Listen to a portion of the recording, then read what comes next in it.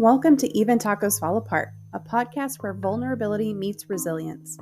I'm MommaFoxFire, and in today's episode, we have an enlightening and important conversation for you with the incredible Sabrina Osso. Sabrina is a passionate advocate for the prevention of home violence, and she's here to shed light on the role of education and technology in addressing this critical societal issue. Join us as we explore innovative approaches, challenges, and the transformative power of awareness and empowerment. In this episode, Sabrina shares her expertise in utilizing technology to empower and protect victims, raise awareness, and support those affected by home violence.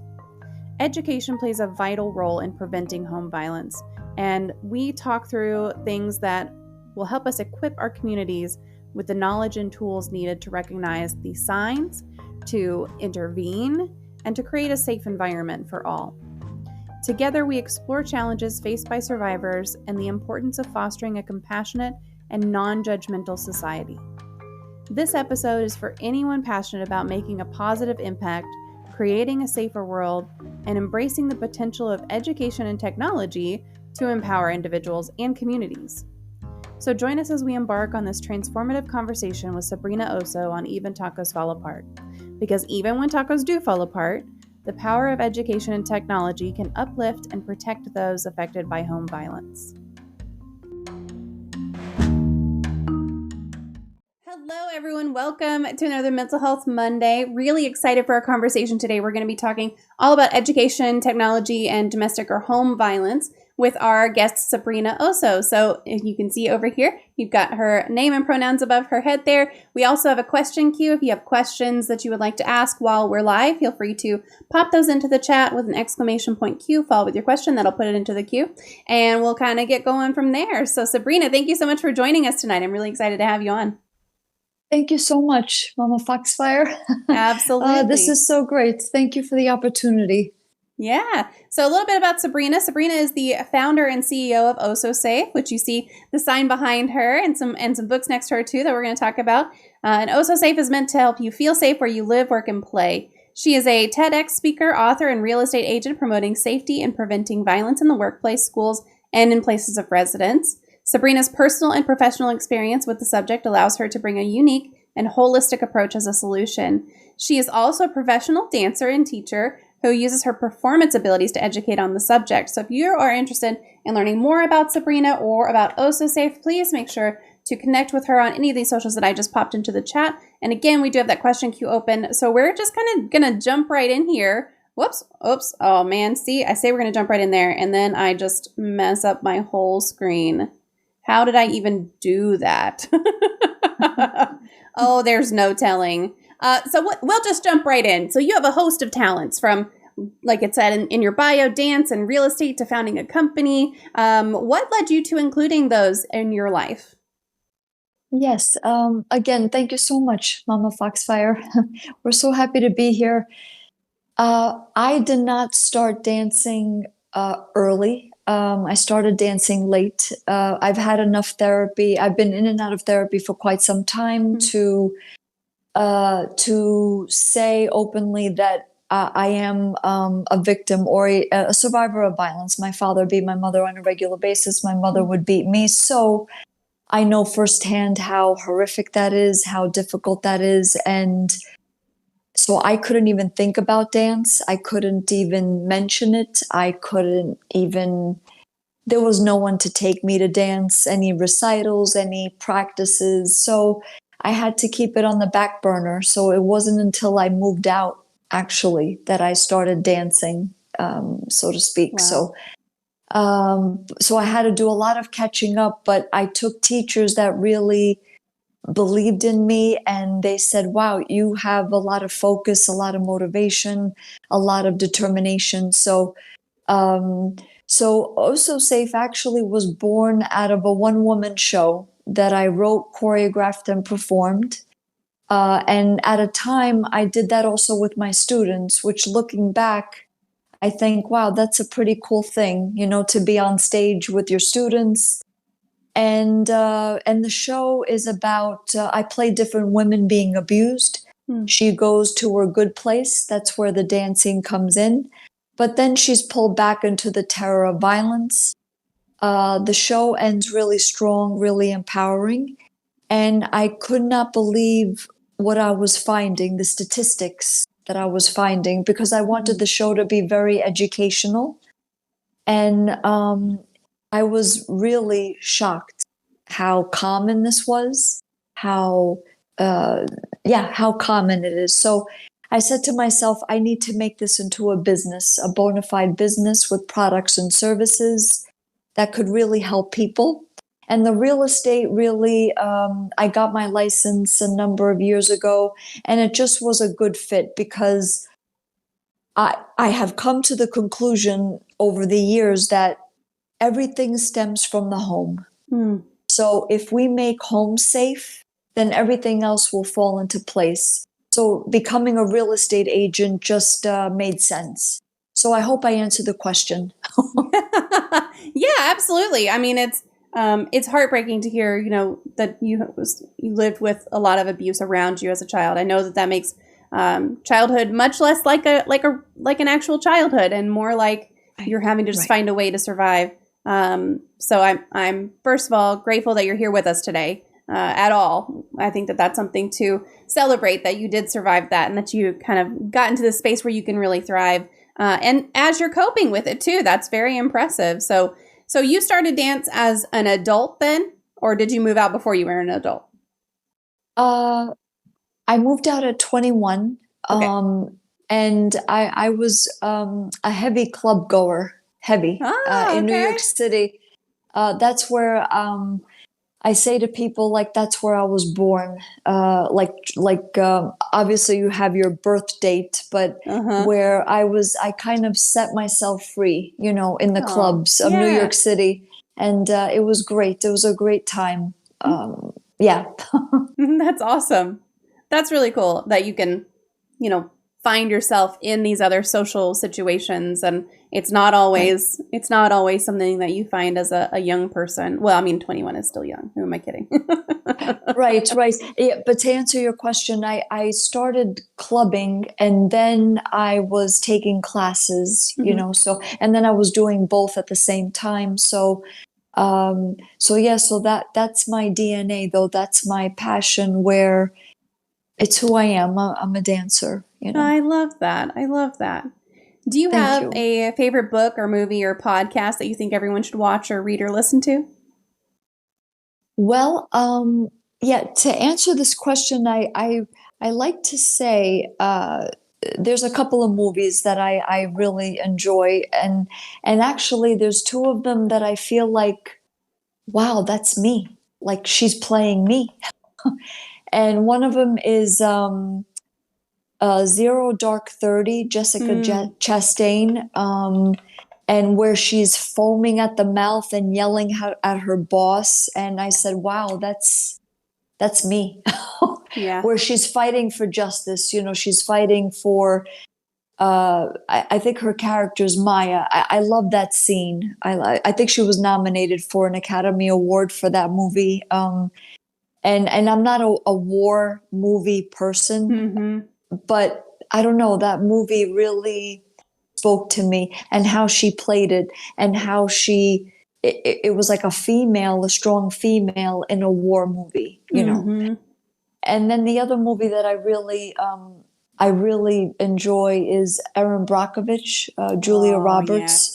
It's a great movie, movie. And I see a lot of myself in Erin Brockovich, how Julia Roberts plays her. So those two are my, I like those movies a lot. Yeah. I first of all can't believe that Erin Brockovich came out in the year 2000. That to me is astonishing. Right. Yeah. Yes. It's that's one of those things that I remember watching it, and it was a great movie. I'm sure I didn't watch it when it came out. I'm sure I watched it a few years later. But me too, man, actually. That was a good one. Me too. Yeah. And it was a very necessary movie, like, to kind of bring corporations accountable, to hold them accountable. And that was like a different movie, like, to do that, like, you have the usual movies, but that just that concept of just because you're so big, it doesn't mean that you get to do wrong and Yeah. get away with it, you know? Yeah, absolutely. It's definitely that accountability factor and the way that and that's based on that one's based on a true story too. So Yes. it's like that was real stuff that really happened. Of course, there's some dramatization and all of that, but that's a really good one. I haven't seen Zero Dark 30. It is on my watch list, but I haven't seen it yet. Okay. I'll have Yes, to watch yes. it. Yes. So I know that you prefer the term home violence over domestic violence. Why is that? And can you define home violence and kind of give us some of the impacts that it has on both victims and their families? Yes. And I explained this in my TEDx talk, and domestic violence, those two words, it has such a stigma that it is a woman's problem, and clearly it is not. And secondly, it assumes that all of the victims are female, and that's not true either.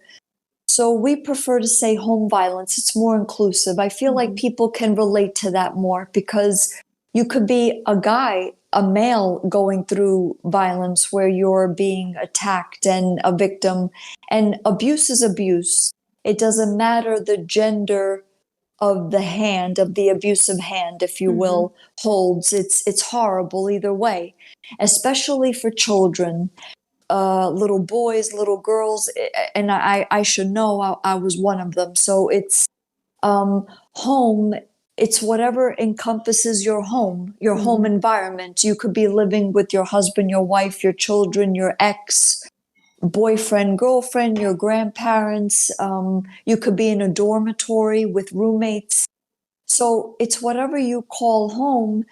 And it's kind of like an oxymoron, which we did that on purpose. Home violence. Like, wait a minute, Sabrina, those two words should not go together. Right. Exactly. They shouldn't. Absolutely. If it's a true home, you should feel safe. You should feel safe. There's no violence. There's no abuse.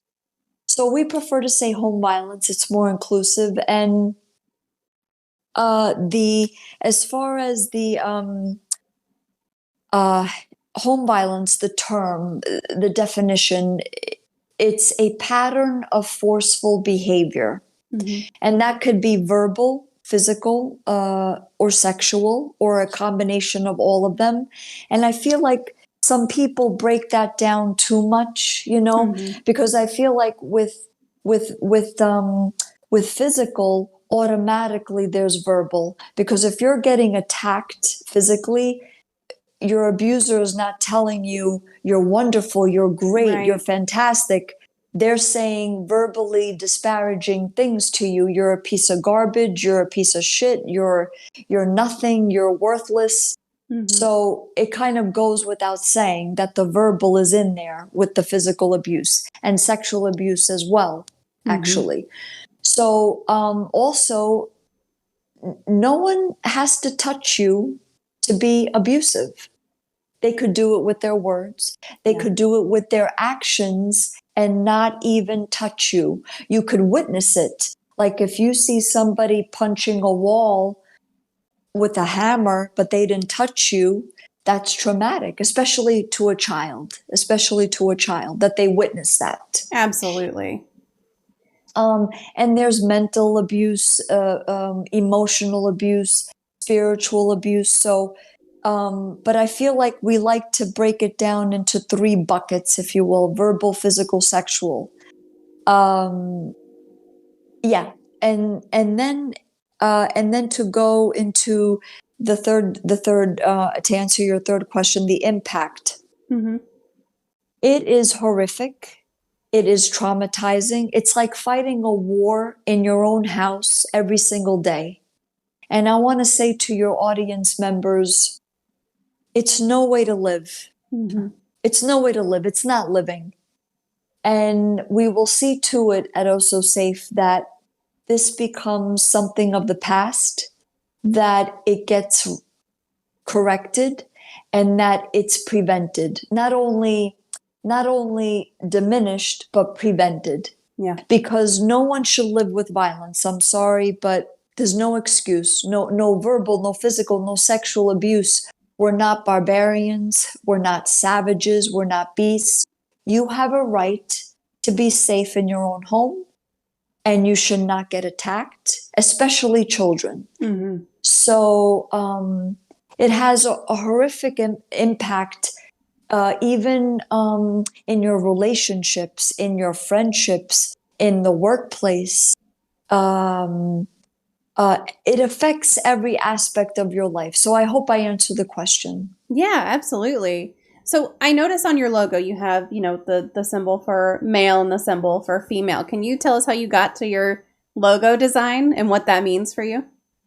Yes. Well, I went through several names before I got to Osso Safe. Mm-hmm. And thanks to a business coach who really asked me some pretty serious questions, like what is it that what are your products and services? What do you want your customers to walk away with? What is it that you want to resolve?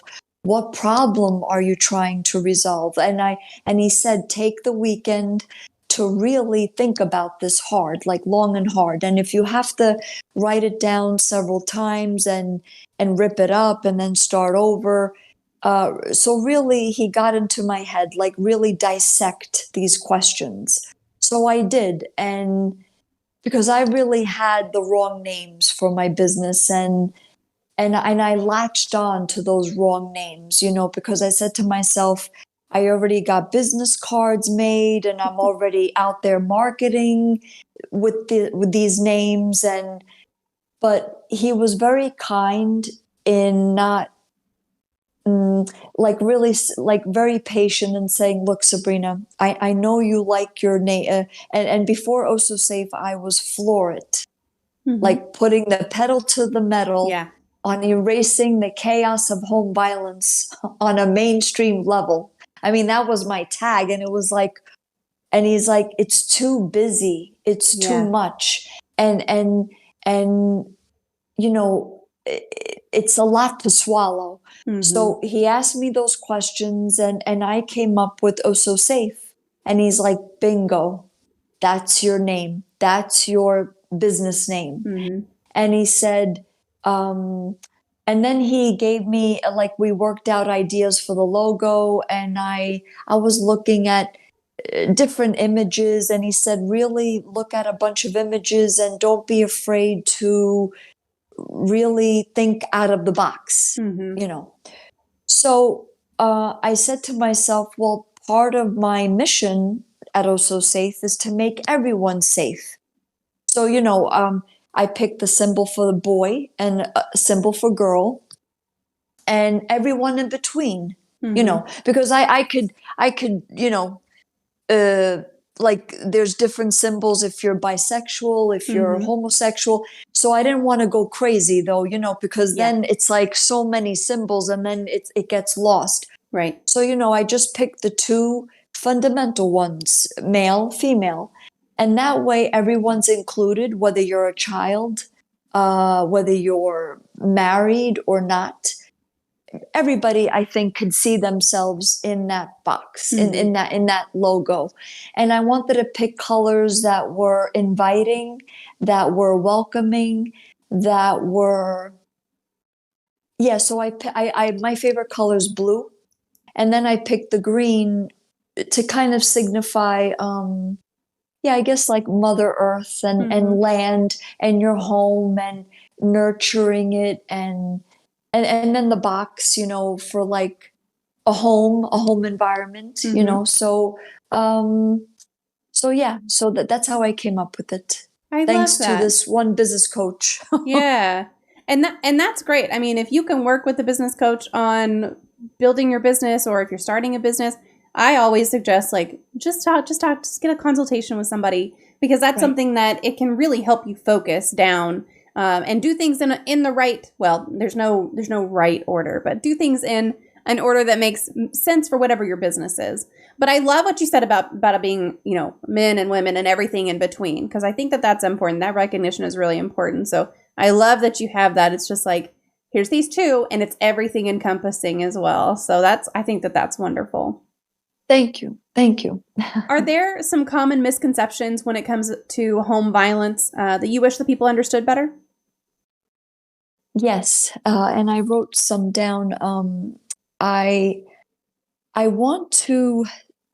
Well, I think we went over a couple of them. Like, we can't assume that that women are the only victims. There are male Absolutely. victims out there, and especially children. We really need to honor our children and encourage them to speak out, because they are in an abusive household, and I should know, you are not treated with respect. You are not treated as a human being. You are a property. You're property. You're an object. You're a commodity. You're your parents' slave. Mm-hmm. And I know that's harsh, but it's the truth, unfortunately. Because in households where there is empowerment and encouragement and freedom, you don't treat each other as slaves. There's no slave owner, slave. You are here to do as I say. It doesn't exist Right. in households that practice safety. Um, and uh, and I want to say also that there's a big link, and we could talk about this later, but there's a big link between pornography and violence, home violence. I'm not talking about sexual freedom. We're all for sexual freedom at Osso Safe. Yeah. I'm not talking about that. And that's erotica. But pornography is about bondage, domination, sadism, masochism, control. It's about manipulation. And we could talk about this later, but just to kind of drop a seed at this point of the interview, it's important to refrain from giving any pornographic material to the boys in our life, sons, grandsons, nephews. We may think that we're helping them by giving pornographic material, but essentially we are teaching them to be hostile towards the women, the girls, and the women in their lives, eventually, once they are of dating age. So it's just something to think about. And also, I want to say that, and I'm speaking from personal and professional experience, the laws, the courts, the judges, the child protective service agencies, they are all horrific. Yeah. It's horrific.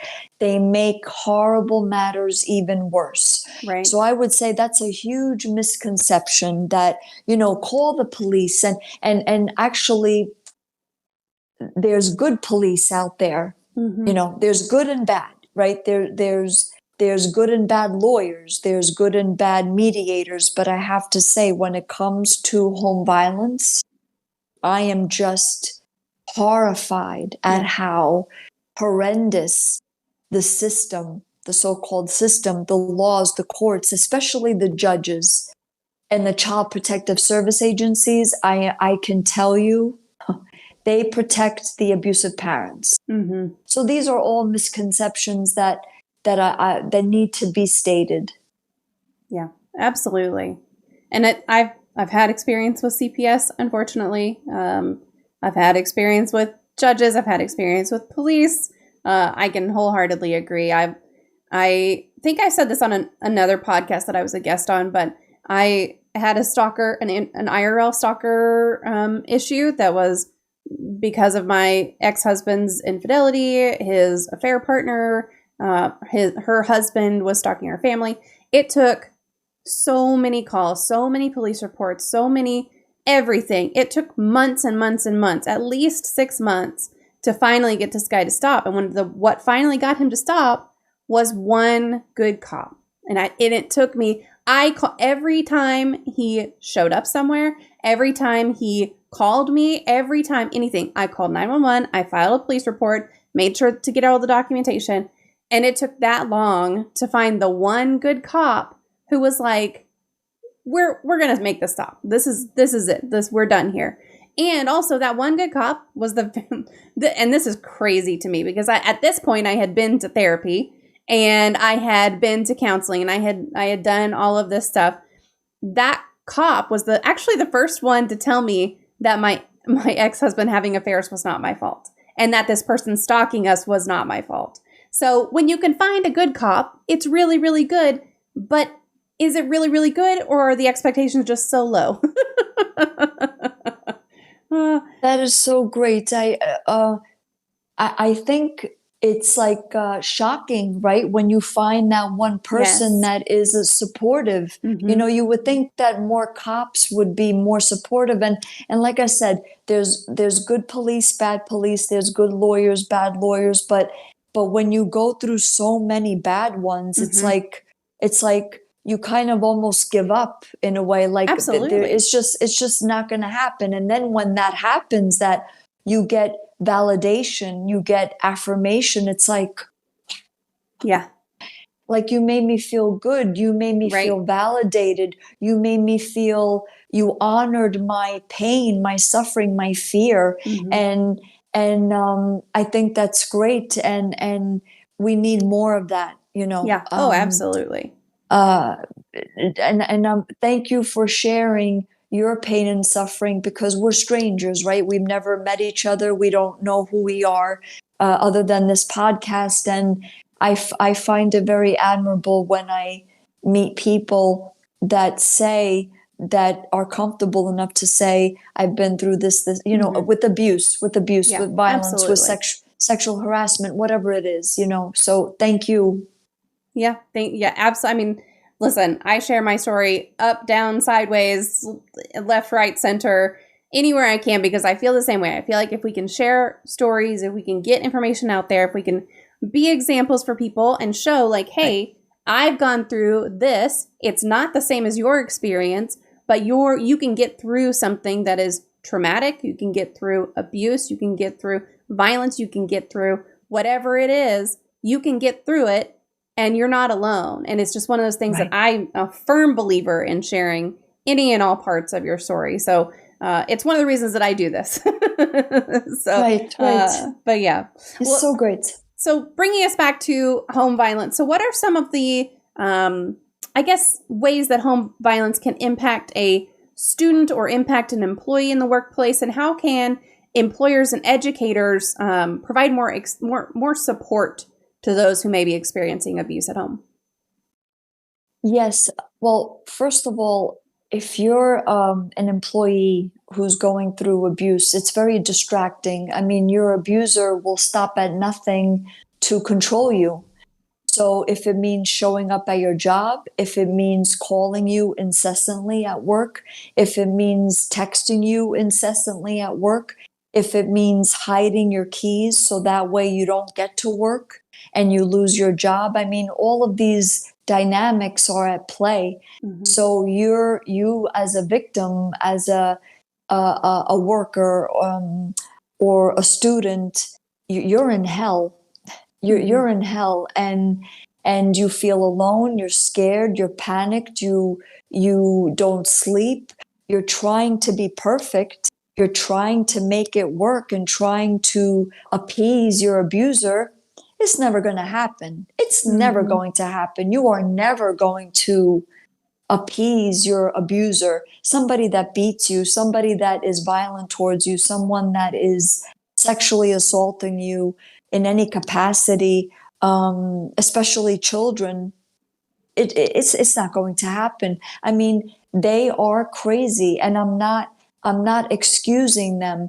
There's something wrong with you if Mm-hmm. you think that this is okay, that this is acceptable, that, oh, well, everybody lives this way. No, that's not true. That is absolutely not true. That's absolutely false. So I want to say, even as students, where, because I was a student and I would, like it's the understood secret. You don't say anything. You keep your mouth shut. Everything is fine here. You don't say anything. This is our secret. So that even makes you feel, you get angry, you get more scared, more isolated, more uh, more detached. Like detached. And if you had friends or have friends or family members that you always saw, well, your abuser is going to see to it that you're isolated, that you don't see them. And or they'll play games with you like, oh, I'm so jealous, and meanwhile you could think that, wow, they care about me, they wow, they don't want me to wear my skirt up to, my thigh, and I got to cover myself. They're so attentive. But these are warning signs, and it's very important to know the warning signs. So if you're made to change your personality, or things are starting to feel like you're controlled, and pornography is being introduced to you and it makes you uncomfortable, and it's about bondage, domination, and manipulation, these are all warning signs. And if you're if you're losing your appetite, you had a good appetite at one time, and now you're like, whatever's the reverse. If you had good sleeping habits and now you don't. If you had good eating habits and now you don't. If you were outgoing and now you're not. These are all warning signs. So, and I like to tell people of all ages, you deserve to be in a good relationship. You deserve to be in a good relationship. And this has to be ingrained in your consciousness 100% over and over again. That has to be repeated over and over again. And it's a practice. It is a practice, especially if you come from violence. You're going to think, it's okay. It's okay if he slapped me. Oh, it's okay if she slapped me. It's okay that they pulled my hair. So you have to know that what constitutes a good relationship, and we do this in our seminars and workshops. What constitutes a healthy, good relationship?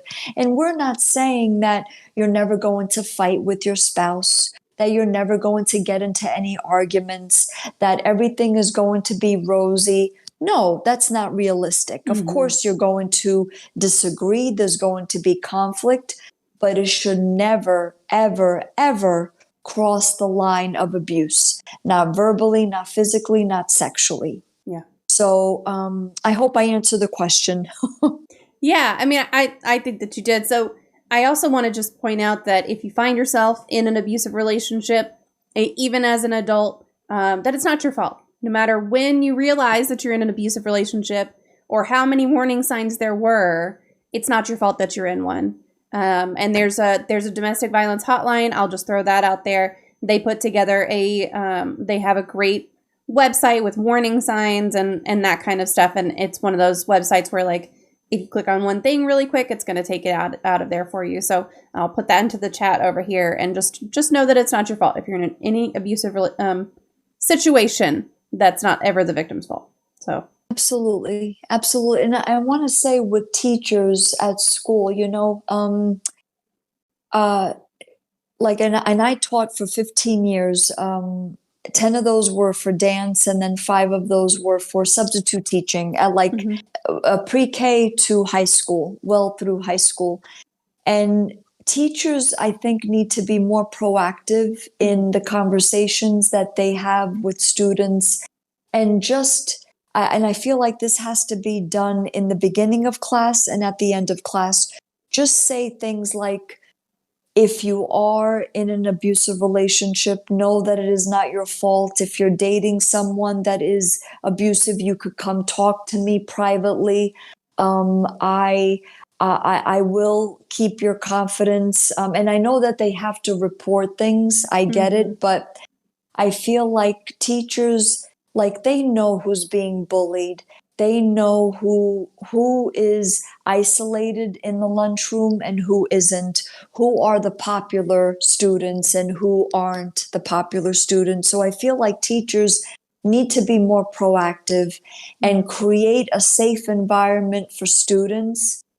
and we could go through this later on in the interview, but to create a safe environment for students to disclose who they feel safe with, if it's not mommy and daddy. Yeah, I think I told you earlier, but I'm down in Texas, and there's a big, not necessarily uproar, but people aren't happy about teachers taking time to do what's called SEL, social emotional learning, in the classrooms. But that is one of those things that if you take the time to teach some of these skills that aren't necessarily in a textbook, and to make space for kids to open up about things that aren't necessarily a lesson in your curriculum, you can have all kinds of really, really good results. So their teachers are impactful already with everything that they do. And by God, we put a lot of shit on teachers. I mean, they carry so much of the weight of society. But if you can, just open up your classroom a little bit. I think that would be really, really helpful. It's a great suggestion. I agree. I agree. Yes. How can someone who is experiencing home violence maintain their productivity or academic performance despite what they are facing? They can't. Yeah. And you know what? They're not supposed to. Shouldn't be expected to. Right. You're not supposed to. Mm-hmm. I mean, if anyone, if you think that you can make it work, that you just got slapped, you just got your hair pulled, you just got spat on, you just got told that you're a bitch, a slut, a whore, a tramp, a sleaze, a floozy, a bimbo, a thought, a skank, and all the other lovely titles that are given to us.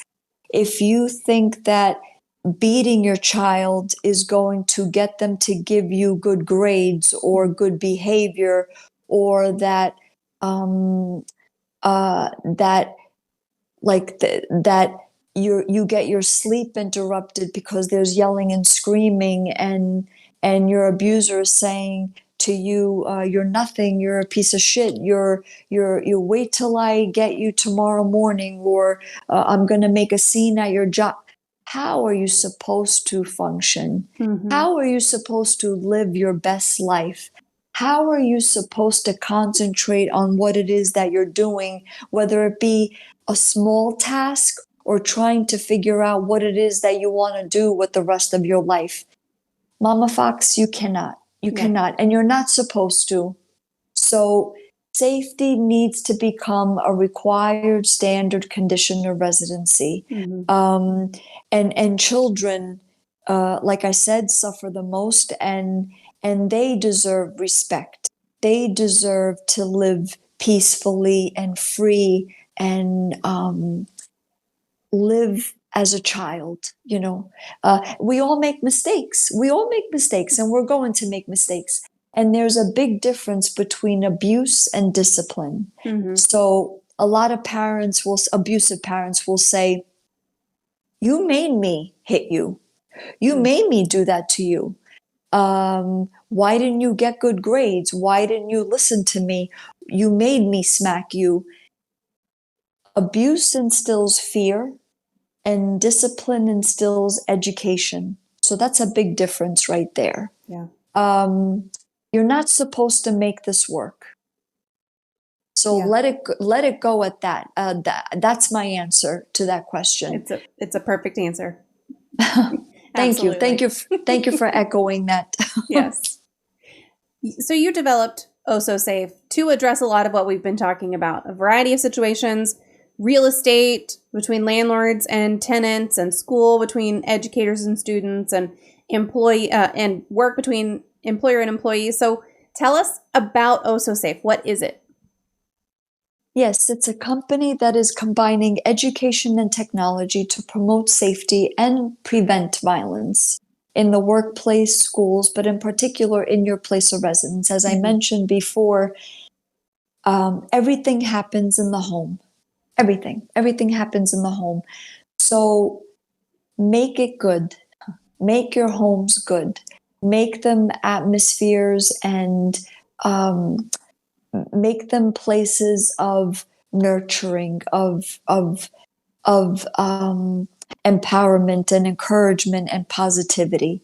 So at Osso Safe, our core product is the Osso Safe certification, and I could go into that a little bit later or now, but that is our core product. It's the Osso Safe certification for properties. And at Osso Safe, we are saying that safety needs to become a required standard condition of residency. So before releasing any keys to tenants, to residents, whether you rent, whether you own, whether you have a mortgage or not, you need to go through a level of education. You are going to sign some paperwork that clearly defines what is abuse, what constitutes safety, what constitutes a good household, a safe household. And you are going to conduct yourself in a way that is not an endangerment to anyone in the four walls of your place of residence, and also the rest of the building, if you will, or the block, or the area, the neighborhood, Right. if you will.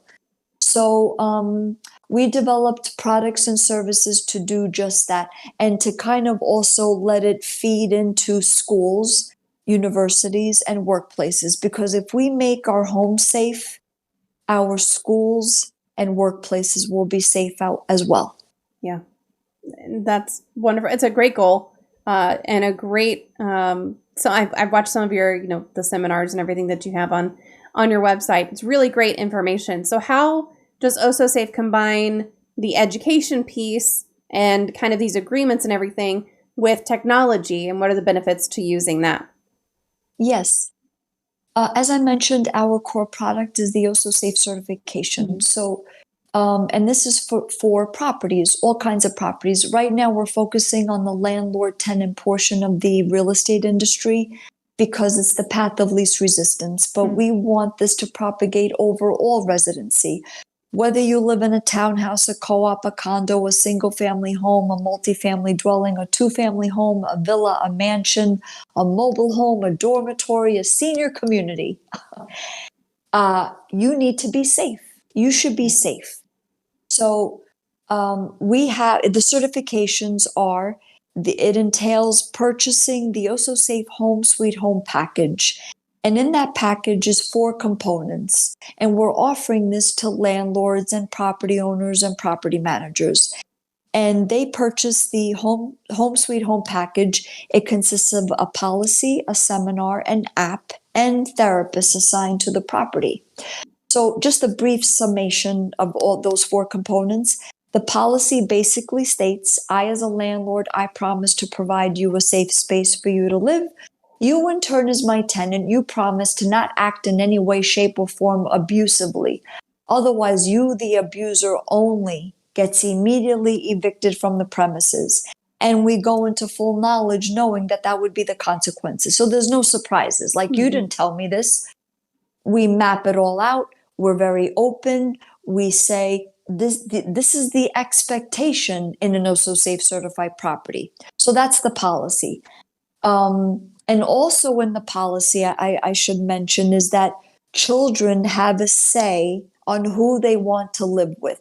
If they're not safe with mom and dad, or stepmom, stepdad, we don't wait until a child is 18 years of age to have agency over their lives, because quite frankly, it's too late. It's too late to wait till they're 18. They will turn to drugs, to alcohol, to self-harm, cutting. They will get involved with the wrong people, the wrong relationships, and ultimately they could commit suicide. So why wait till they're 18 when kids know who makes them feel safe?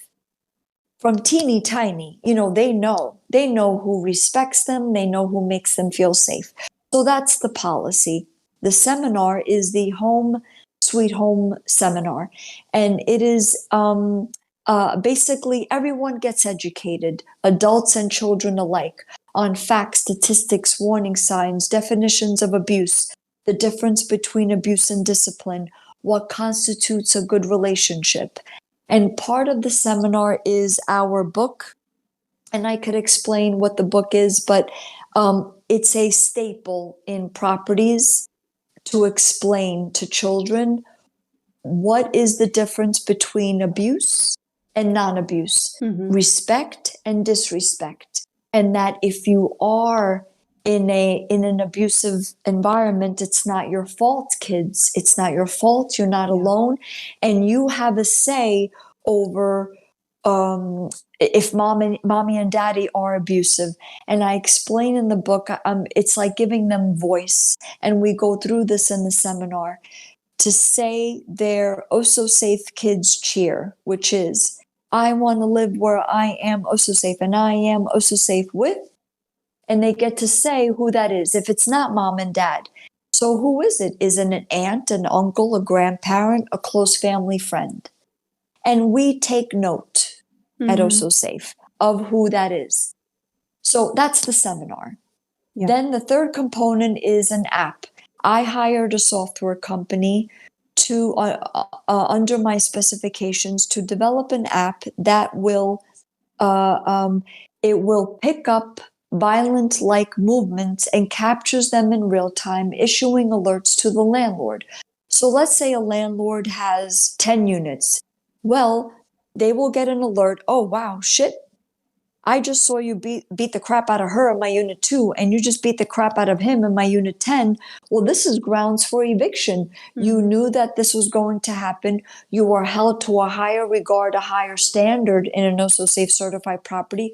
You have to go, because I need to maintain property reputation in the rest of my units in my building. And this essentially flips the script.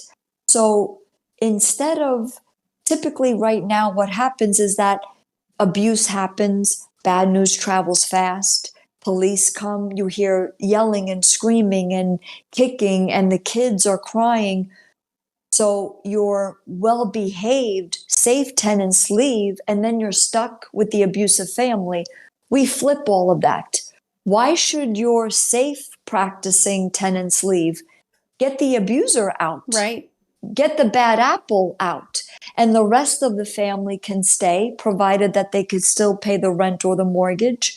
So the app facilitates this, and it eliminates the he said, she said factor. Yeah. And then the fourth and final component are therapists assigned to the property. So we require in an Osso Safe certified property that you as a resident check in with your therapist once a month. Is everything okay? Do you feel like anything is looming? Just to give an example, well, Mr. and Miss Therapist, our kid came home with bad grades. We're not going to beat him up. We're not going to verbally disparage him, but help us through this. We really don't know how to handle this. We know we're held to a higher regard, a higher standard. Help us through this. All of these components put together makes for an Osso Safe certified property. The logo gets placed, our logo gets placed outside of the property. So that way, any vehicle traffic, any pedestrian traffic, they see the logo and they will say, the intent is, wow, I know what that means, that logo. It means I'll be safe. They have systems and mechanisms in place where if violence happens, they take care of it. And this is all preventative. So it's a much better way of residency, if you will. So this is what we are introducing and implementing into the real estate industry. I like that. I think it's got some really good goals. Have you ever had like a legal challenge on an eviction like that? This is all new. So Yeah. I've been doing as many podcasts as I can, as many speaking engagements to get the word out there that we exist and that we're offering these services. Yeah. Yes, we have a small team of lawyers that we are in Good. close contact with. Yeah. So all of the policy, the seminar, the app, the therapist, everything that we are introducing, it's all within the confines of legal acceptability, if you will. Yeah. So and this is a new way of residency, and quite frankly, this should have been around a long time ago, I feel like, because I feel like this will protect children. It gives them a voice. If you're a victim, if you're married, if you're single, if you're divorced, if you're whatever your home situation is, we and you know, nothing is perfect. We continuously improve. We tweak. We change this. We make this better. We improve on this. So I know, Mama Foxfire. If I had this growing up, my father would not have gotten away with half the things he got away with. Absolutely. I know that for a fact. Yeah. Yeah, I was just, as you were talking through it, I'm like, man, immediate eviction, because I know there are some, especially COVID era protections for evictions, at least in some states. And so I was curious if there was ever, but it sounds like you're working with the right people, you're working with the right lawyers. They know their stuff, you know your stuff as a realtor. So, I was just curious. And then I guess my other question is, how does the app work? Is it phone based, since it's an app, so it has to be someone hits record? No, actually, I want to say yes. Thank you for echoing the positive feedback. Because we have been getting positive feedback with the app. It detects the violence for you, so there's nothing to record. It's done with AI and facial recognition. And without an NDA, I can't go into too much detail. Sure. But this gets installed. It's on your cell phone. The app gets installed. The cameras also fit with the app, so it's not just any camera. And the cameras right now, they would be installed in the common area. But the intent is to have it in the common areas of your unit. Your unit, if you will. So it won't pick up conversations. It won't pick up documents. It picks up violence. So a rape, a slap, a hit, a smack, a kick, a punch. And it matches your facial recognition, like, oh, that they're not roughhousing. That's danger. There's danger there. There's fear. So it sends the alert. So you don't have to press anything. And as a real estate agent, I did that on purpose, because they tell us as real estate agents, have your phone, all of these precautions, right? Have your client go in first into the property and then hit record on your phone with this app or that app. But if you're in danger, you're going to blank out. Yeah. Right. And well, that was my concern, because if you're in the middle of a situation, your abuser is not going to let you hit record. Right. Most likely. Right. Exactly. And then B, are you even going to have the presence of mind to do that? Right. So right. It's interesting that it's automatic, but it's not going to pick me up as I'm walking through the living room in my underwear and send that to my landlord. Right, exactly. No. Right, exactly. No. And this app will have multiple applications where even for, let's say, nannies, and if you have a nanny, if you have a home health aide, if you have a pet sitter, and also for real estate agents, we are speaking to people in the real estate industry to get the app for open houses, for, you're doing showings, and, you don't know if they have good intentions or bad intentions. There's plenty of horror stories of real estate agents where they get hurt, they get harmed, or killed even. Right. So that was intentional with the app, where it'll pick it up for you. You don't have to press record. I mean, because you'll, like you said, you won't have the presence of mind to think at that moment. It's you're in danger zone. Exactly. Yeah, that's really cool. Man, technology is wild these days. Yes. Yep. Yeah. It could harm you, but if used correctly and with the right intentions, it's supposed to help, and it's supposed to solve problems, not make more problems. Absolutely. How can someone safely disclose their experiences of domestic violence to their employer, educator, landlord, and then what steps can be taken to protect them from further harm? Yes, we strongly advise for employers, make this a regular conversation. Don't wait for an episode to happen, because you could have one employee. That employee could be in a bad situation and be coming in late to work. Maybe their performance is not up to par as they used to be, as it used to be. They could be very distracted. Make it a regular part of training, a regular part of the conversation, and just throw it out there as an employer.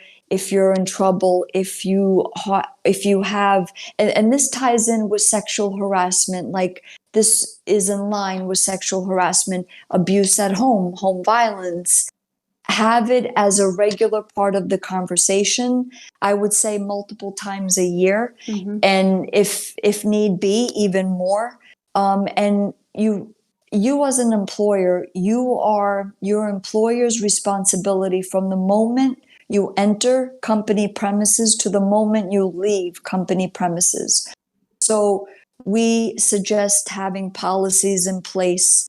If they disclose to you, see, if you set the stage and say, look, you're safe here, there's not going to be any retaliation, we're not going to fire you. If you disclose that you are in a bad relationship, and you make that clear and you repeat it, they will come to you. The employee will come to you and say, look, I need to speak to you privately. The reason why I've been coming in late to work is because I started seeing someone, or I'm in a bad marriage, and the employer needs to be proactive right away. They can be directed to like the 800 numbers, as you mentioned, and you could have, like, if there's a stalking situation, have a photo of the stalker at the front gate, where, look, there's a restraining order in place, or I need to get a restraining order. There's court documents. You can't solve something as serious as home violence in secrecy. You can't. There's got to be a level of disclosure.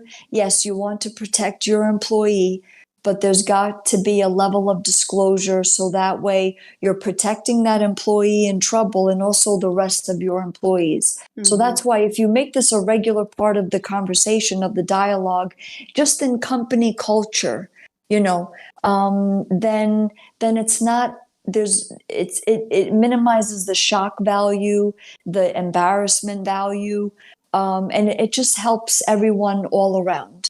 Home violence happens. It happens, and in multiple ways. It could be sexual harassment themed. And in schools, I want to encourage teachers to create a safe atmosphere for your students to say, look, and this is something that we are promoting at Osso Safe. You're not safe at home. Don't go home. Don't go home. Stay at school.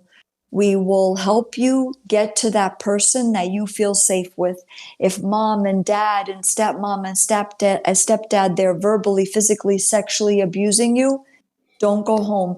Make it a regular part of the conversation at school. We will help you get to that person. If it's an aunt, an uncle, a grandparent, a close family friend. I hate to say this, but don't bother calling Child Protective Services. And I know that schools are obligated, but we're looking to change all of that. Change is not going to happen until change happens. Don't bother calling Child Protective Services. And I assure you, with your problematic students, Child Protective Services has been called many, many times, and they make horrible matters even worse. They had their chance. Call call us instead. Mm-hmm. Call us instead, get your properties Osso Safe certified, and create a safe atmosphere for your students. Don't allow them to go home, and facilitate that. Get them to that safe person, whoever it is. They will open up. If you create that safe atmosphere, they will open up. Yeah. I hope I answered the question. Yeah. And I want to make sure I answered it also, that I touch upon all of my all of the points that need to be said for Absolutely. your listeners. Yeah.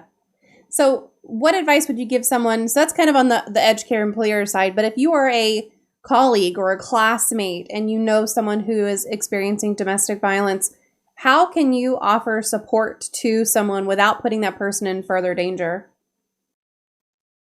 Listen to them. Listen to them, because they need, unfortunately, a lot of victims are told what to do, right? And they're told, well, leave. Just leave. Because it's Leave. that easy. Right. Leave. Just leave. And we at Osso Safe, we go over in our seminars or workshops 50 reasons why victims don't leave. And I mean, it's a lot of them are things that people don't even think about. You know, the victim could have a disability. Their caretaker could be their abuser. Money is number one. Money. If your Absolutely. abuser is the breadwinner, how are you going to leave? It's not that easy. And you have children in the school system. Maybe your abuser is a prominent figure and there's going to be a lot of shame. I mean, things that one does not think about. So we say, listen to the victim.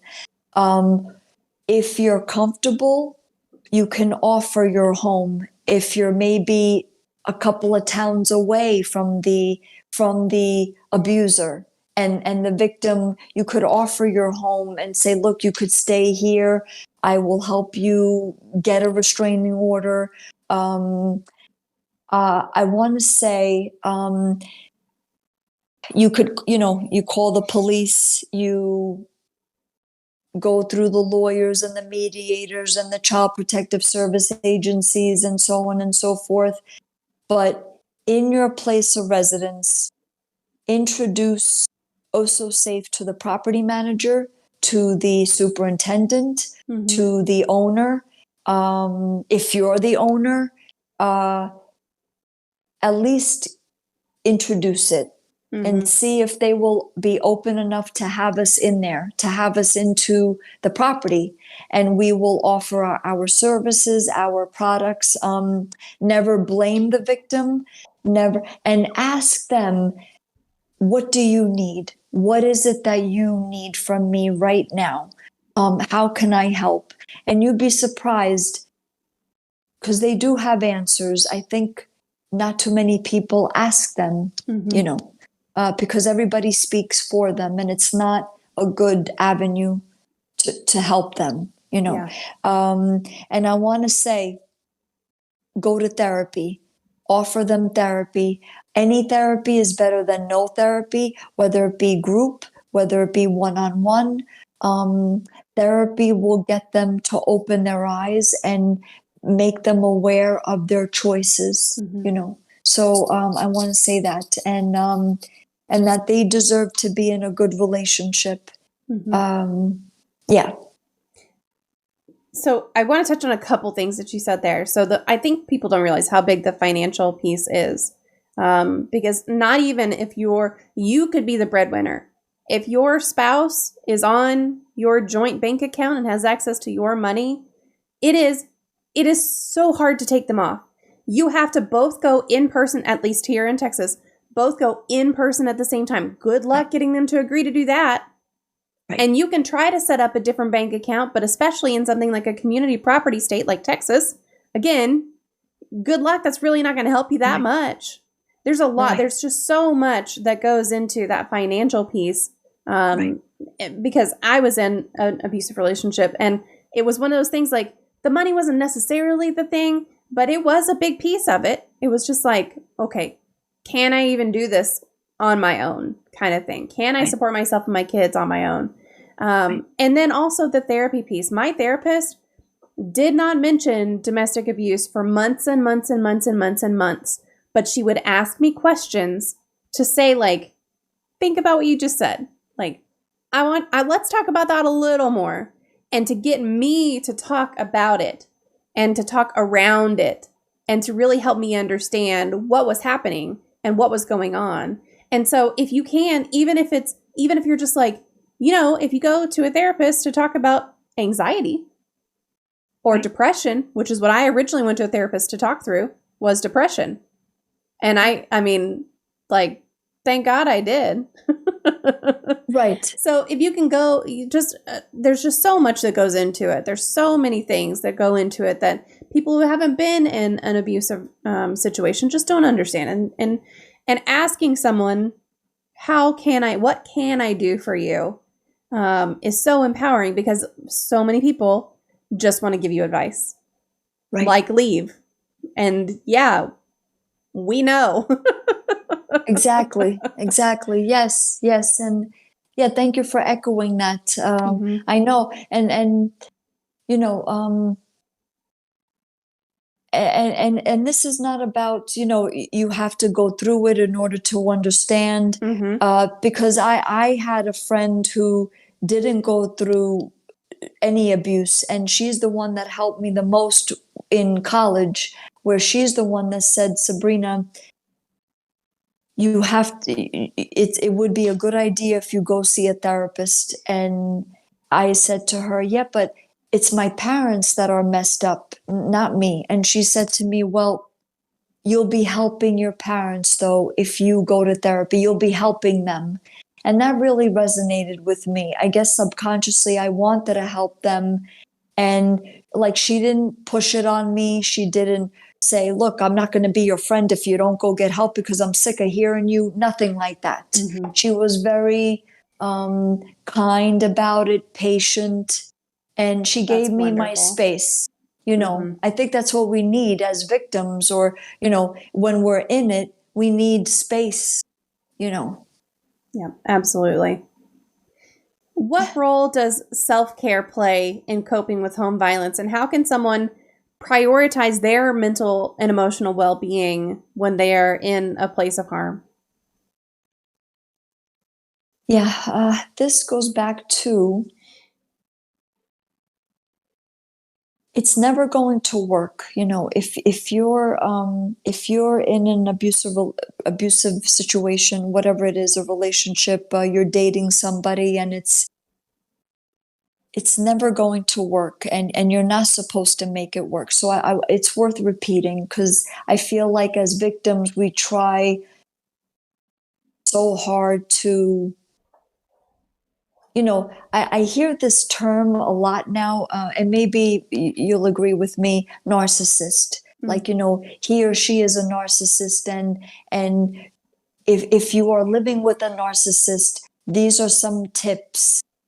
And I'm saying to myself, are you out of your mind? Are you out of your mind? Are you, like, that's a nice word for abuser. Mm-hmm. And you can't make it work, and you're not supposed to, because, and especially if you have children, you're teaching your children that, well, mommy's living with abusive dad, or dad is living with abusive mom. So I guess this is how it is. And then they'll repeat the cycle and continue Mm-hmm. the cycle. Whereas if they see you in a good relationship, or maybe even alone for a while, like that you're working on yourself, and before you start dating someone else, that you're working on yourself, that will speak volumes to your Mm-hmm. children. So that way they'll be inspired by you and say, you know what, my mom and dad,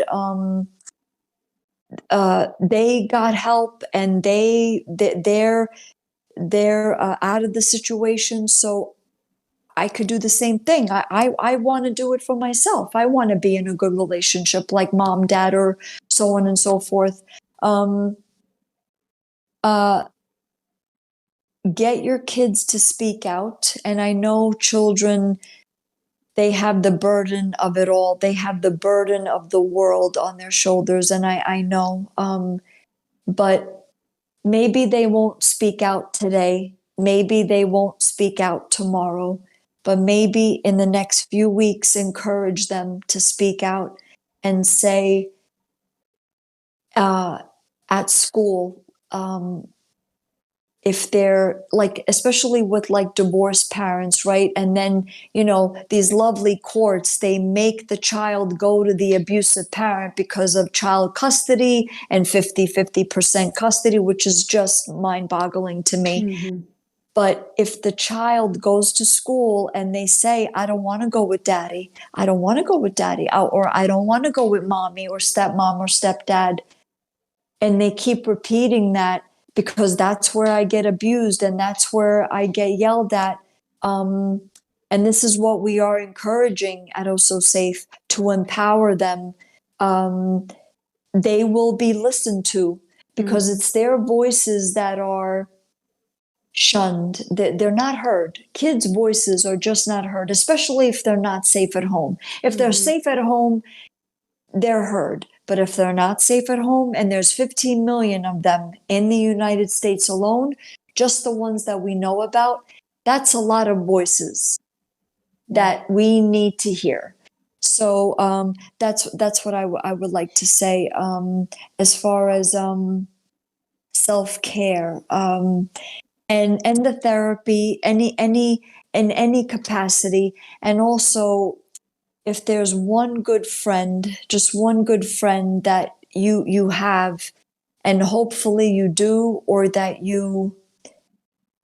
somebody that will hear you, that will not blame you, that will listen to you, that's a big help. That goes a long way. Self-care. Yeah. I hope I answered the question. Yeah. I mean, it is really important to have someone that you can be open and honest with. And also, if you're in that kind of situation, I know that sometimes it can be hard to do any form of self-care because it could be prohibited, highly prohibited. Right. In some cases, if there's anything that you can carve out for yourself, it's so important to give yourself that time and space, even if it's just like writing something down on a Post-it note as an affirmation while you're cooking dinner or whatever it is. If you've got a second and you can put something on a Post-it, anything you can do for yourself is so important. There were times where I would just go between work and home, and I would stop at a park and just sit there for a minute and just, okay, before I get back, I've got to just take a second. And I mean, I caught hell for being late getting home from work, but to me, it was worth it. And in some cases, it might not be worth it for you to do something like that. But for me, it was worth it to just like calm down. It's going to be okay. So pulling over into a park or my nails are not great right now, but I used to do a lot of nail art for self-care because it was something where I would sit there at my desk and I would do my nails and I couldn't do anything else for like 6 hours because my nails were wet constantly. And it was something creative, and it was something that got me to sit down. It was something that gave me a little bit of a break. And it was something that, fortunately, my ex agreed that I could do. So just find whatever you can to do and to carve out that time and space for yourself. It's really important. Yes, very, very, very good. Yeah, definitely. Yes. I'm trying to think of what it was just so hard living in the house that I lived in, and just because you go through a lot of self-punishment, like you're not allowed, and like you said, if you're allowed, like my father would shit on anything good, like, and my mother for that matter, like, just like, what are you watching that for? Even if it's something that made you laugh, like laughter was so important. Any type of laughter to get yourself out of your head in any capacity. But it was just so difficult because with my parents, it was just close to impossible. Like, and it's like, they didn't want to see you happy. Mm-hmm. They didn't want to see you glad and joyous in any capacity. Like that was like bad and evil. And what are you doing laughing? What are you doing having fun? Like this punishing, constant, you're no good mentality. And I mean, this is why you do what you do. This is why what we do, Yep. what we do. This is why, it's no way to live. Yeah, absolutely. I can't imagine. Look, I can't imagine my house not being filled with my kids' laughter. So See? that's Right. something that I appreciate you sharing the way that you grew up, so that it can help other people if they're in a similar situation. They can see you and just see that there's hope for future advocacy and future great things that are going to change the world, hopefully. So I know Right. that it can't be easy to work in the field of home violence. Is there anything that you do now in terms of self-care or other exercise activities to help you cope with the work that you currently do that you might bring home with you mentally? I've been doing deep breathing, which is something that I like conscious breathing, where I take a deep breath and I hold it at the top for 4 counts, and then I release it, and I feel my shoulders down. I feel a sense of calm, and in fact I have it in my book. For kids, like, to do this, the conscious breathing, like we're all breathing, but it's more like just unconscious, right? So, and just the idea of grounding yourself to the present moment, where you don't think about the past, you don't think about the future, just stay in the now, in the Mm-hmm. present moment, right now, which is so. I listened to Eckhart Tolle, the spiritual. He's a spiritual leader. He's an author, and I hear his. I hear his videos, and he says a lot. Stay in the moment. Stay in the present moment. And it's so hard if you grew up with violence, but if you can turn things around for yourself, and you practice staying in the moment, it does calm you, and you don't worry as much, and you don't panic as much, because all of that is like programming, right? Like my father, my mother, always panic, always fear, always uh, you can't be out on your own, you're gonna die, like all of this fear tactics to control you. And then you get out there and it's like, that was all them. Yeah. So staying in the moment, and just what keeps me going is just working on Osso Safe, um, and I've been getting a lot of positive feedback from kids, from my YouTube and TikTok, Aw. where and we speak openly about abuse, about violence, sex abuse, sex trafficking, about good dating practices, and that's very encouraging to me. Hearing kids' feedback. Yeah, absolutely. And because it's got to be hard for a kid to comment on something like that too, you know. Yes, yes, yeah, definitely, definitely. So their feedback, their anything is definitely a coping tactic, if you will. Yeah, absolutely. Well, I do want to we had Bite Mark sent in her question ahead of time. So Bite Mark asks, what is your favorite poem? Um, I do like The Raven, even though it's depressing a bit. But I do like The Raven from Edgar Allan Poe. Mm-hmm. And um, yeah, I know it sounds weird, but I just like the flow of that poem, Yeah, absolutely. And the raven, I feel like it's a strong bird. It's such a strong bird. So, yeah. Thank you for asking. Yeah, absolutely. She loves that question. That's one of her favorite questions to ask. And I know she sometimes will have somebody who doesn't have an answer, and she's just like, I'll take a song. Songs rhyme. That's a poem. Good segue. Yes, absolutely. Well, it is time for our magic moment of the stream. And I just had it. Uh-oh. Oh, here it is. I found it. It's okay. So I have a magic wand here. And if you could wave this magic wand and eliminate one common opinion, misconception, or theory surrounding mental illness, disabilities, or talking about mental health, what would it be? I love that. I love that. That there is no shame in getting help. Mm-hmm. There is shame in not getting help. So I would say that we are all going through something. Most of us are going through something major, whether it be something of our past, something of our present, or something of our future. So, and to do it alone,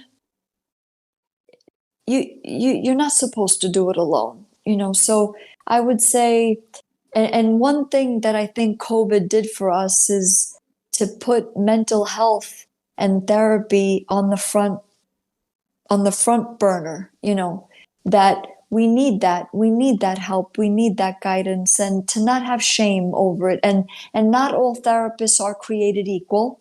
Let it be okay. Let it be okay. I've been saying that phrase a lot in the past couple of years, and to just let it be okay. You may have to try on a few for size. Let that be okay. Let it be okay if you're late to work. Let it be okay. And just get the help that you need in any capacity. Any help is better than no help. Yeah, we've talked a lot about it's okay to fire your therapist if they're not working out. I had an awful first experience with a therapist. Awful, terrible. And I am so thankful that I went back and found one who was fantastic, because she helped me more than I knew that I needed. So it's one of those things that, yeah, your first experience might be complete shit with a therapist, but it's okay to say, hey, you suck, and go find one that's going to work with you and meet you where you are. That is okay. It's okay to try different forms of therapy and see what works for you. It's okay to try different types of therapy in different therapists, different sex of therapists, whatever you need to try. It's okay to get that help that you need. And I really agree that COVID was such a collective trauma experience that it really did kind of pull up that, hey, let's stay home and make bread mentality of, actually, this is important. Yes. It's important to take care of what I need and want to take care of. So I absolutely agree with that. Thank you. Well, I'm going to open up to any remaining community questions and answers. If there's anyone here who has any questions, please just pop them into the chat. And then I'm going to open up to you, Sabrina. I will post your socials one more time so they can find your website and Facebook and LinkedIn and Instagram and all the things here. But if there's anything that you want to throw out there as far as personal recommendations or sites or resources or anything like that, I'll just give you the floor. Thank you so much. Well, we talked about a lot of things. Yes. I think this space was really meat packed. Yes. So I think we covered so much that I just want to say you have the right to be safe in your own home. To your listeners, your audience members that are children, that the parents that practice safety, essentially you are Osso Safe. You are very important in this equation because you're proof that it can be done, that you don't need to live with violence, abuse, chaos, dysfunction, that you can live day to day in positivity, empowerment, encouragement. You kids out there that are in trouble, do not go home. It's worth repeating, stay at school. And we will get you to who you want to live with. That is you should live freely. You need to be respected. You deserve respect. especially by mom, dad, stepmom, stepdad, and all of us deserve to be in a good relationship, and it has to be a practice, So, yeah, I would say that's what I would want everyone to be left with. Absolutely. Well, Sabrina, thank you so much for your time tonight. This is a lovely conversation. I really appreciate you just taking the time and joining us. Thank you, MommaFoxFire. This was great. Absolutely.